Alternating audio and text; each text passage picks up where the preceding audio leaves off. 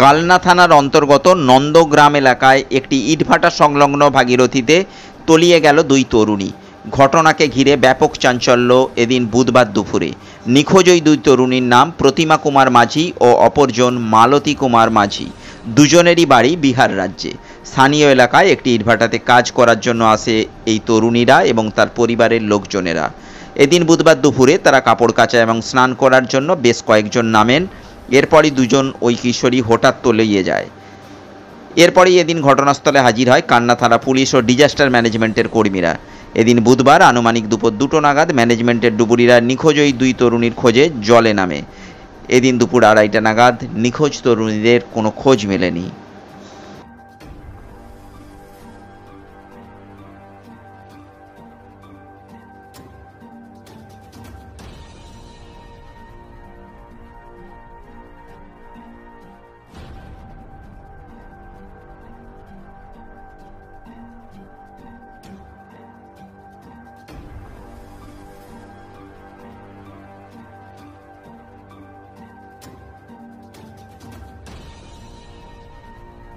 यहाँ पर कितने लोग नमे थे ये पानी में? 7 आदमी था, लेकिन 7 आदमी हम नहाने आए सब तो देखें। अच्छा, उसके बाद क्या हुआ? हम नहाने आए तो देखें तो सब बच्चा लोग डूब रहा था। कितने बच्चे? 4 बच्चा डूब रहा था सर। तो हम देखें तो उसी के सामने कूद गए, 4 को निकाल दिए। 3 आदमी था आगे में।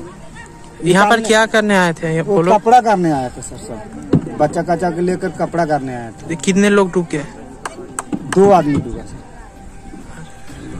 नाम क्या है जानते हो वो लोग का? हाँ हाँ, जो डूब गया। कोई नाम है वो?